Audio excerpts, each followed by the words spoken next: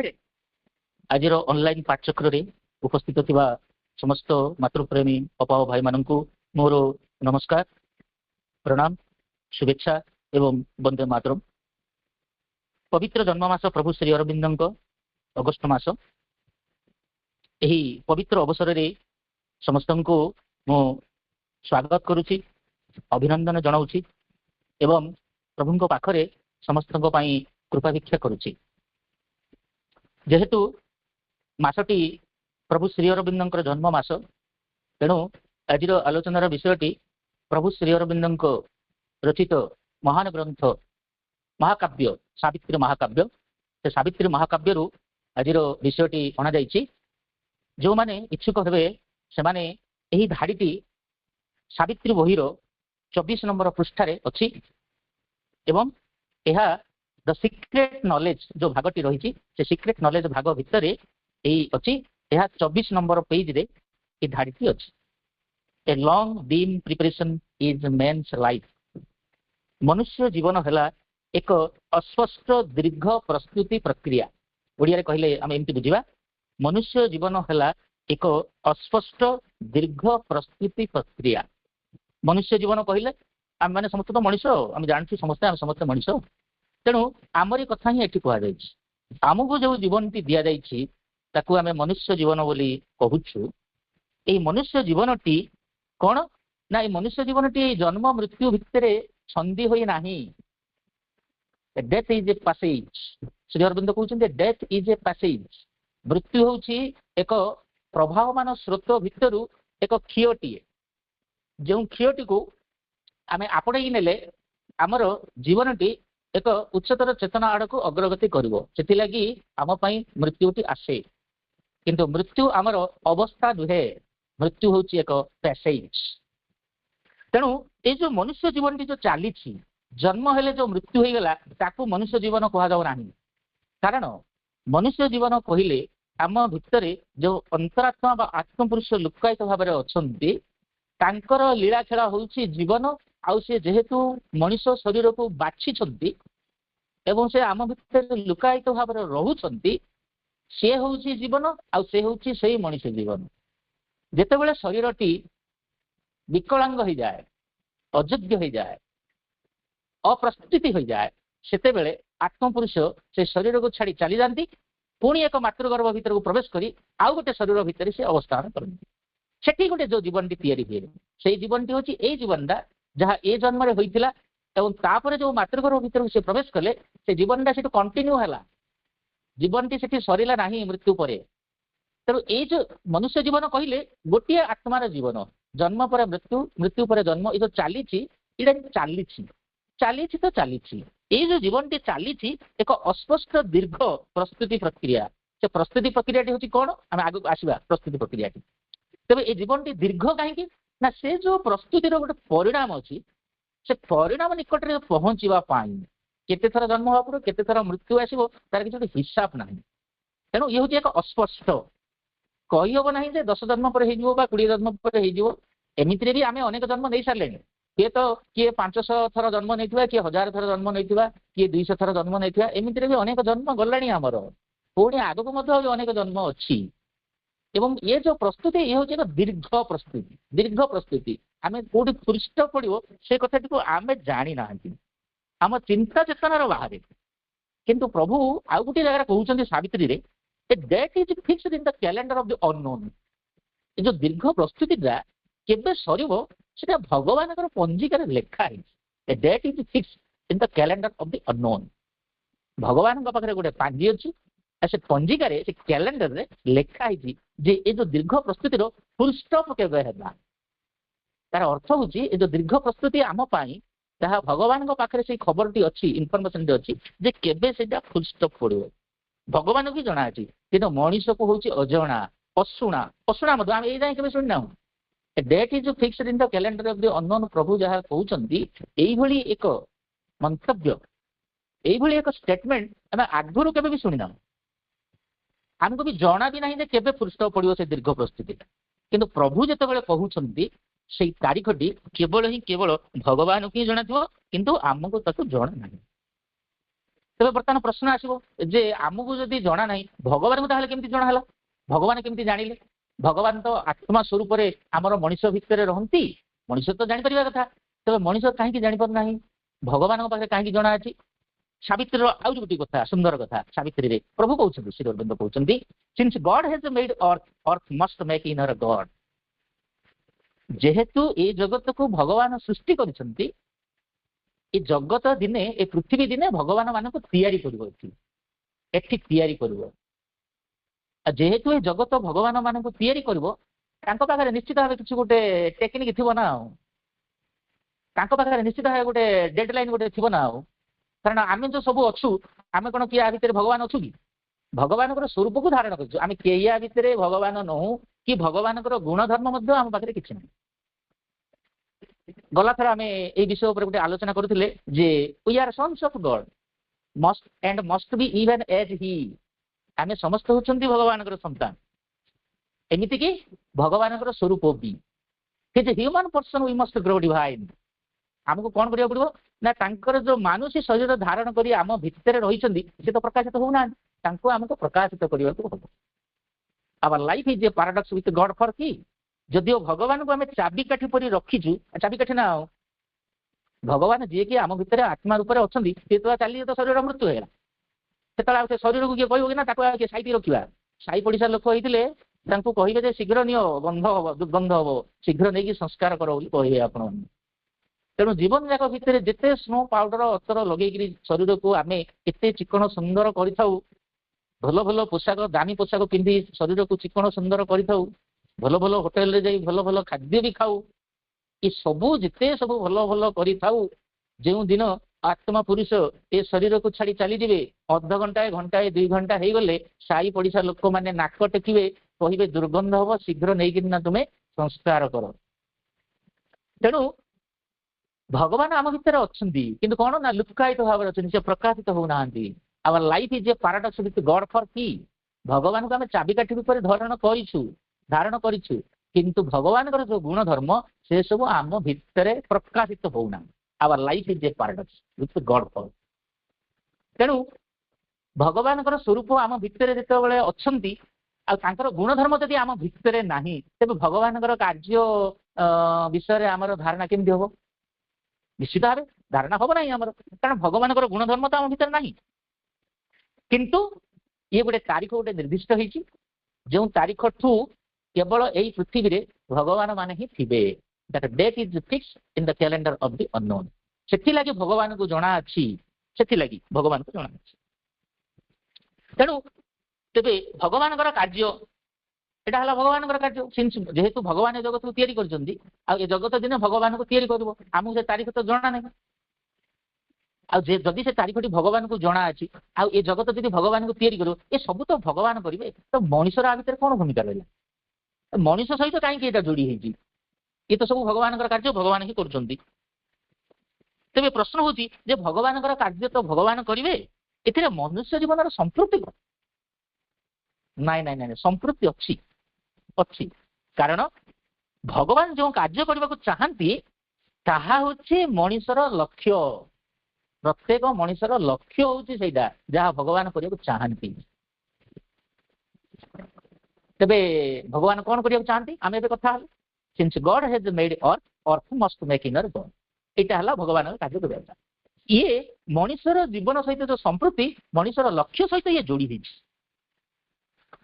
केमती मनुष्यर लक्ष्य सहित जोड़ी होती एवं जो आम आलोचना करते we are sons of God and must be even as he तेणु आम सहित भगवान गोटे संपृक्ति अच्छी ना कारण आम समस्त होती भगवान संतान आमर दुर्भाग्य आम गोटे मुखा पिंधिचु भगवान गुणधर्म चरित्र आम भितर ना आम भितर ना तो प्रकाशित होना तेणु किंतु मनुष्य सहित भगवान गोटे संपर्क अच्छी ना तेणु तांकर जो मानवीय अंशटी आम धारण करुचु से मानवीय अंशटी लुकायित भाव जो अच्छी ताको प्रकाश करवा होची आम जीवन लक्ष्य तेणु जो कथाटी कहुच्छी ताहा भगवान कार्य भगवान तो करेंगे किंतु मनुष्यर संपृक्ति अच्छी कारण भगवान से कार्यटी मनुष्यर जीवन लक्ष्य सहित जड़ित आ मनुष्य जीवन लक्ष्य है कौन ना जी मानवीय अंश भगवान मानवीय अंश जी आम भर लुकाई था प्रकाश करवा ये हूँ आम समस्त जीवन लक्ष्य। पुणी प्रभु कहते सावित्री रे this body appearance is not all the form this is the person is a mask hide deep in man celestial powers can dwell। 23 number page रे ए धाड़ी गुड़ी सब this bodily appearance is not all the form this is the person is a mask hide deep in man celestial powers can dwell। जो शरीरटी आम धारण करिछु यह सब किछि नुहे रूप प्रतारणा करे आमर रूप प्रतारणा करुछि आमे समस्ते भगवान स्वरूप को धारण करिछु भगवान गुणधर्म चरित्र नाही कहा को मर्डर कर दउछु का बेकरु सुना चेन को टाणी नहीं जाउछु निरीह निष्पाप हृदय गुड़ी को नष्ट कर दउछु बर्बाद कर दउछु ये सब भगवान गुणधर्म नुहे ये सब आमे करुछु करुछु तेणु जो शरीरटी आमको दि जाइए ए शरीरटा सब किसी नुहे रूप आर प्रतारणा करुछि व्यक्ति एक मुखा एक मास्क पिंधि मनीष मास्क भितर आत्मपुरुष लुकायित भाव में अच्छा मनुष्यर गह्वरांतर स्वर्गीय शक्तिराजी बास करती मनीषर गह्वर मनीष मान गह्वर है कौन हृदय गह्वर से हृदय गह्वर भितर जो आत्मपुरुष अच्छा पाखरे असंख्य असंख्य शक्तिराज रही स्वर्गीय शक्तिराज सब भितर रही आत्मा पाखरे सब रही अर्थात आम समस्त लक्ष्य है जे आम भितर भगवान मानवीय अंश को विकसित करवा तो विकसित कला परे स्वर्गीय शक्तिराजर अधिकारी हेबा आम समस्त स्वर्गीय शक्तिराजर अधिकारी करवा। बर्तमान प्रश्न आसे जे मनीष तार निजे लक्ष्य पूर्ण करिवो ना ताकू सहयोग करिवार लागि किछि आनुषंगिक व्यवस्था रही आमे धीरे धीरे से विषयटी को नहीं आसुछंदी जे ए जो लॉन्ग डीम प्रिपरेशन मनीषर जो दीर्घ प्रस्तुति प्रक्रिया किभली भाव में चली से कथाटी को आम आसुछंती आउ सावित्री माध्यम आम से विषयटी को उपस्थापन कर तेणु आम से देखिले जे भगवान कार्य तो भगवान करिया मनीषर कौन संपृक्ति मनीषर केमती संपृक्ति आम सब देखिले कारण भगवान जहाँ कार्य ताहा मनीषर जीवन लक्ष्य सहित संपृक्ति अच्छी मनीषर लक्ष्य सहित कहीं संपृक्ति अच्छी ना मनीष हूँ भगवान संतान we are sons of God and must be even as he तेणु जेहेतु आम समस्त होती भगवान संतान भगवान स्वरूप आम भर लुकायित भाव अच्छी तेणु आम सहित भगवान संपर्क अच्छी आ संपर्कटा हूँ कौन से कथाटी जे आम भितर जो आत्मपुरुष अच्छा प्रकाशित करवा एवं से जो शक्ति राजी आत्मा पाखे अच्छी सी विकसित हम सी प्रकाशित हम आम भितर यह हूँ आम समस्त जीवन लक्ष्य। तेबे ए जो मनुष्य जीवन जो लक्ष्यटी रहा मनुष्य सी निजे निजे कर ना ताकू किए सहयोग कर ना सी एका एका कर आम भितर यही प्रश्न निश्चित हम कारण आमर मन बुद्धि हूँ क्षुद्र तेणु आम सब प्रश्न कर निश्चित भाव ये प्रश्न कर मनुष्यर मनुष्य जो लक्ष्यटी पूरण कर जो कथाटी होते यहाँ हूँ कौन यात्रा यात्रा कहले कौन मनुष्यर यात्रा जीवन यात्रा जो चली से जीवन यात्रा केबे सर ना date is fix in the calendar of the unknown से तारीखटी आमको जना नहीं भगवान को जना अच्छी से दिन से समाप्ति हम तापर कौन हम ना तापर ये जगत जेहेतु सबू भगवानमय हो जाइए समस्त भितर स्वर्गीय शक्तिराजी थी समस्त भर जो स्वर्गीय शक्तिराजी थी से पार्थिव जीवन चिंता और चेतना पार्थिव जीवन वृद्धत्व पार्थिव जीवन मृत्यु ये सबू आउ किछि नथिबो तेणु से मनुष्य जीवन हूँ दीर्घ प्रस्तुति कारण कारण प्रति मनुष्य भितर जो आत्मा माने अछंती से आत्मा मानकर शेष परिणाम हूँ सेटा जे समस्ते निजे निजे भगवान स्वरूप हो उठे यही पृथ्वी तेणु शेष परिणाम पर्यंत जो यात्राटी चलो से यात्रा हूँ आम अस्पष्ट एक दीर्घ प्रस्तुतिर यात्रा तेणु मनुष्यर यही यात्रा सहित विश्व प्रकृति भी निजक प्रस्तुत करुच्ची केवल मनुष्य ये एका ना केवल मनुष्य तार लक्ष्य पूरण करने यात्रा करूनी मनुष्यर यात्रा सहित मनुष्यर जीवन यात्रा सहित विश्व प्रकृति निजक प्रस्तुत करुच्ची कारण पृथ्वी जेबे भगवान को जन्म दब भगवान मान को जिते जन्म दब तेबे सबु भगवान भितर से स्वर्गीय शक्तिराजी रही। अच्छा सबु भगवान भितर जो स्वर्गीय शक्तिराजी से स्वर्गीय शक्तिराजी सबु भगवान से शक्तिराजी को धारण करने ए पृथ्वी प्रस्तुत होता कथा कि नुहे। जदि प्रस्तुत न होता कौन हम ना जदि सबु भगवान ये पृथ्वी जन्म हो गले स्वर्गीय शक्तिराजी द्वारा ए पृथ्वी दिने ध्वंस हो। उदाहरण हूँ प्रभु श्री अरविंद। प्रभु श्री अरविंद अतिमानस महाशक्ति को अवतरण करईदेले जे किए धारण करिवो ना निजे ही प्रभु शरीर भितर को सी अवतरण कला। कारण पृथ्वी रे केही प्रस्तुत पृथ्वी प्रस्तुत नथिला से अतिमानस शक्ति को धारण करवार लगी। तेणु तेणु प्रभु शरीर रे बहुत पीड़ा एवं जंत्रणा हेउथिला प्रभुंकर। तेणु प्रभु बाध्य हेले शरीर को त्याग करवार लगी। तेणु से अवस्था हम जदि यही जगत भगवान सबु भगवान को जन्म देदेव जो समस्त जो स्वर्गीय शक्तिराजी रहा जदि पृथ्वी से अनुसार प्रस्तुत न होती समस्त स्वर्गीय शक्तिराजी द्वारा ये पृथ्वी दिन ध्वंस हो। किंतु भगवान जगत को सृष्टि कर जगत को केमती सृष्टि ध्वंस करदे ना ताहा संभव नुहे। ताहा संभव नुहे जेहेतु भगवान जगत को सृष्टि करिसेंती सी ए जगत को केबे भी ध्वंस करिवे नाही। कहिबार अर्थटी है जे जिते बेले ए जगत भगवान मान को जन्म दब से समय बेल को ए विश्व प्रकृति मध्य प्रस्तुत होइथिले। तेणु मनुष्यर जीवनर लक्ष्य पूरण हेबा बाटरे विश्व प्रकृति मध्य प्रस्तुत होइछि। जदियो आमे विवर्तन धारा को सत्य बोली स्वीकार करू तेबे निश्चित भावे ये जो मनुष्य जीवन अच्छी ये मनुष्य जीवन एक आउ एक जीवन से रूपांतरित हम ताकू आम सुपरमैन कहीपर अति मानव कहतु जहाँ भी कहतु दिव्य मानव कहतु जहाँ भी कहतु ये निश्चित भाव बदल। तो जो बदलियार जो प्रक्रियाटी विवर्तन जो धाराटी से केवल विश्व प्रकृति ही करुच्ची। तेणु मनुष्य जीवन जो लक्ष्यटी रही से लक्ष्य पूरण करने मनुष्य एका नहीं ता सांगरे विश्व प्रकृति मध्य रही एवं विश्व प्रकृति प्रस्तुत होउछि।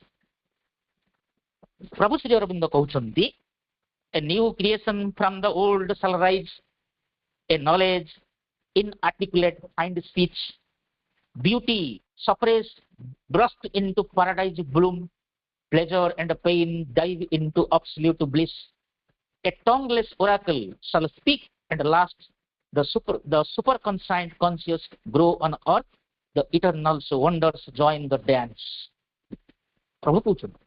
प्रभु कहते जे ये जो विश्व प्रकृति मनुष्य तार लक्ष्य पूरण करने जो यात्राटी चलती जो यात्राटी ये हूँ एक अस्पष्ट यात्रा आमको जना नहीं के चल कि भगवान को जना अच्छी जेहेतु भगवान को जना अच्छी तेणु आगामी दिन में ए पृथ्वी ए जगत जो भगवान मान को जन्म दब तांकर जो स्वर्गीय शक्तिराजी को सह्य कर लगी ए पृथ्वी मध्य प्रस्तुत होउछि।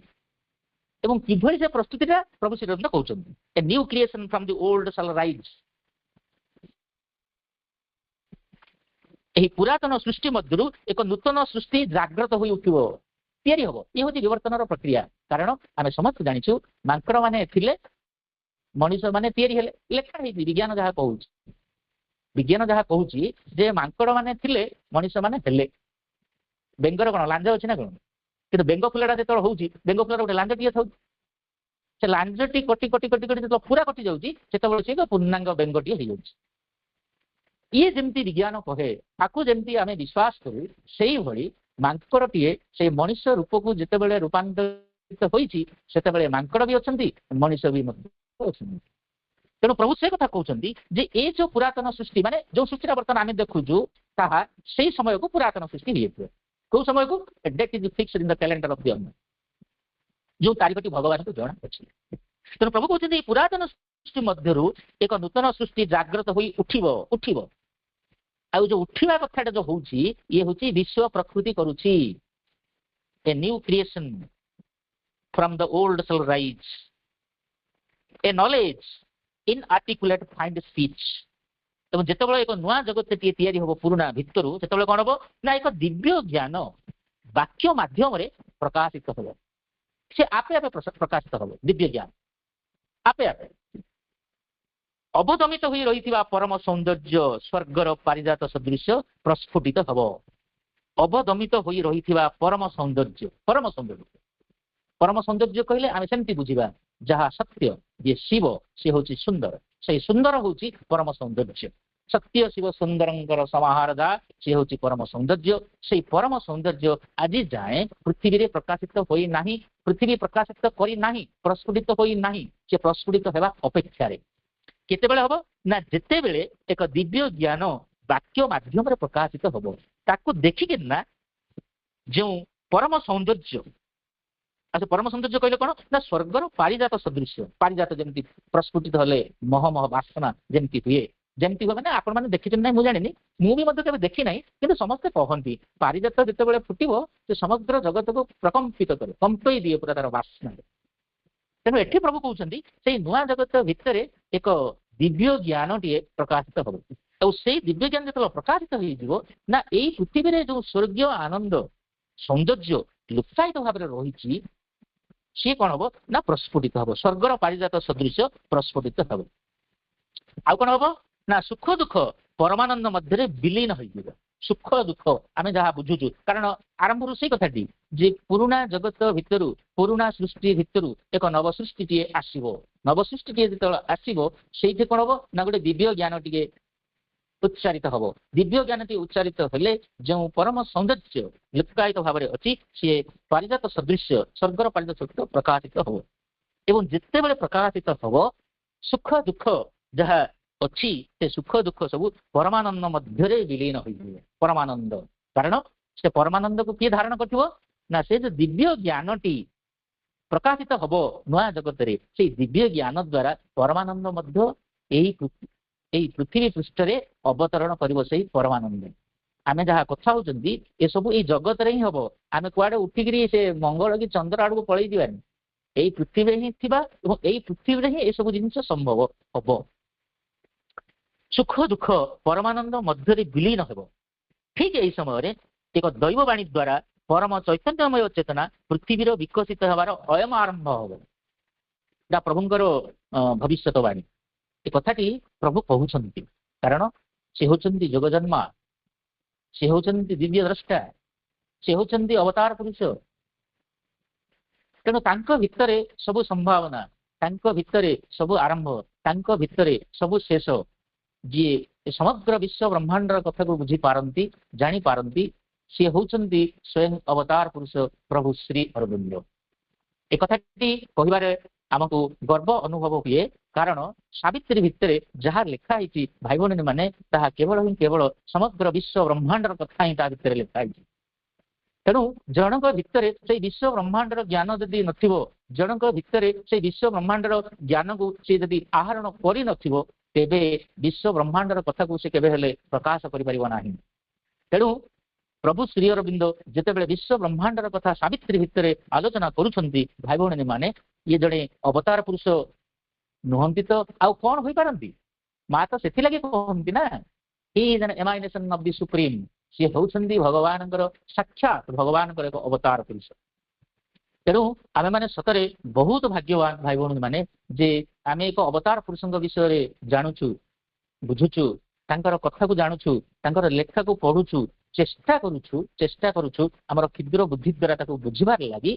କିନ୍ତୁ ଆମେ ଯଦି ସେହି ପରମ ପୁରୁଷ, ପରମ ଯୋଗୀ, ମହାଯୋଗୀ ଶ୍ରୀ ଅରବିନ୍ଦଙ୍କର ପାଦ ପଦ୍ମରେ ନିଜକୁ ସମର୍ପିତ କରିବା, ନିଜକୁ ଉତ୍ସର୍ଗ କରିଦେବା, ନିଜକୁ ଆତ୍ମଦାନ ସଦୃଶ ଯଦି ଦେଇଦେବା ପ୍ରଭୁଙ୍କ ପାଖରେ, ତେବେ ପ୍ରଭୁଙ୍କର ବିଷୟରେ ଅଧିକରୁ ଅଧିକ ଜାଣିବାରେ ଆମକୁ କେହି ଅଟକେଇ ପାରିବ ନାହିଁ। କାରଣ ସେଇଭଳି ଏକ କୋଷଟିଏ ଆମର ଭିତରେ ତିଆରି ହବ, ତାହାକୁ କହନ୍ତି ବିଜ୍ଞାନମୟ କୋଷ। ଭଗବାନ ଶ୍ରୀକୃଷ୍ଣ ଅର୍ଜୁନଙ୍କୁ ବି କହୁଛନ୍ତି, ମୁଖ୍ୟ ଯୋଗରେ କହିଛନ୍ତି ସିଏ ଯେ ଯେତେବେଳେ ମଣିଷ ଭିତରେ ବିଜ୍ଞାନମୟ କୋଷଟି ତିଆରି ହବ, ସେତେବେଳେ ସେ ବିଜ୍ଞାନ କଣ ଜାଣିପାରିବ। ବିଜ୍ଞାନ କହିଲେ କଣ ନା ଭଗବାନଙ୍କ ବିଷୟରେ ଜାଣିବା, ତାଙ୍କର ଅବସ୍ଥିତିକୁ ଜାଣିବା, ତାଙ୍କର ଅବସ୍ଥିତିକୁ ଅନୁଭବ କରିବା ଏବଂ ସର୍ବଭୂତରେ ଭଗବାନଙ୍କୁ ଦେଖିବା। ଏଇ ଯୋଉ ଜ୍ଞାନଟି, ଏଇ ଜ୍ଞାନଟିକୁ କହନ୍ତି ବିଜ୍ଞାନ। ତେଣୁ ଯେତେବେଳେ ବିଜ୍ଞାନମୟ କୋଷ ଆମ ଭିତରେ ତିଆରି ହବ, ସେତେବେଳେ ଆମେ ବିଜ୍ଞାନ କଣ ଜାଣିପାରିବା, ଅବତାର ପୁରୁଷ କଣ ଜାଣିପାରିବା, ତାଙ୍କର କାର୍ଯ୍ୟ କଣ ଜାଣିପାରିବା, ତାଙ୍କର ସାନ୍ନିଧ୍ୟକୁ ମଧ୍ୟ ଆମେ ଅନୁଭବ କରିପାରିବା। ତେଣୁ ଏଇଭଳି ଏକ ପରିବେଶଟିଏ ଆଗାମୀ ଦିନରେ ତିଆରି ହେବାକୁ ଯାଉଛି।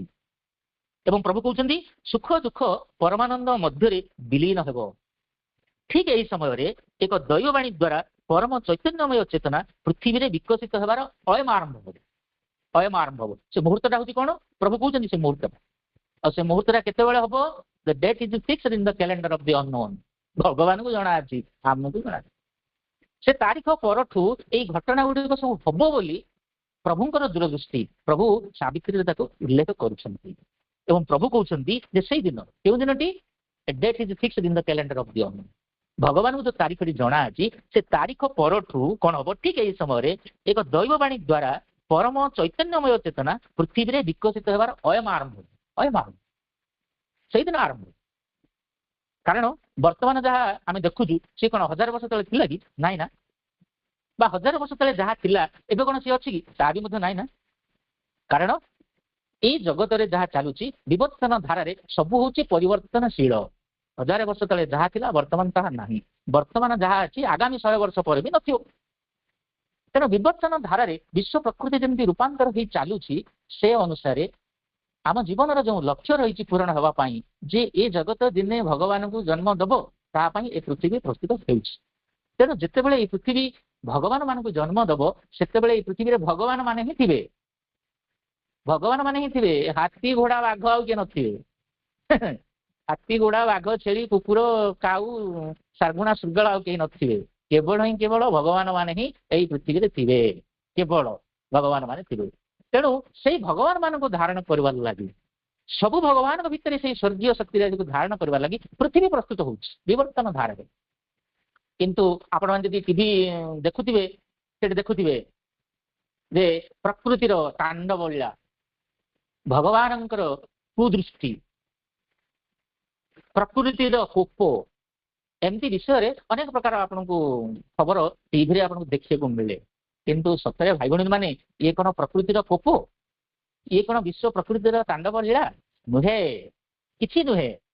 ଏ ସବୁ ହଉଛି ଏକ ମିଥ୍ୟା ଆଉ ପ୍ରହେଳିକା କଥା।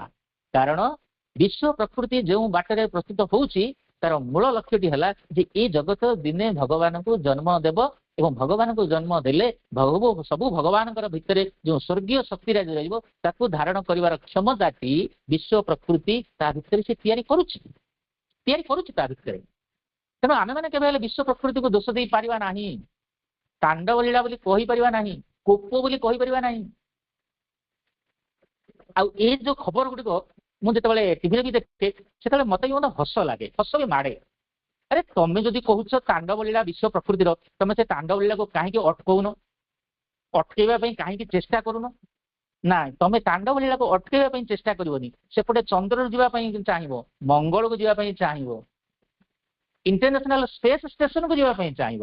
କିନ୍ତୁ ଏପଟେ ବିଶ୍ୱ ପ୍ରକୃତି ଭିତରେ ଯେଉଁ ତାଣ୍ଡବ ଲୀଳା ହେଉଛି, ତାକୁ ଅଟକେଇବା ପାଇଁ ତୁମ ପାଖରେ କୌଣସି ମେକାନିଜମ ନାହିଁ। ଇଏ ହେଉଛି ଆମମାନଙ୍କର ଚିନ୍ତା ଓ ଚେତନା।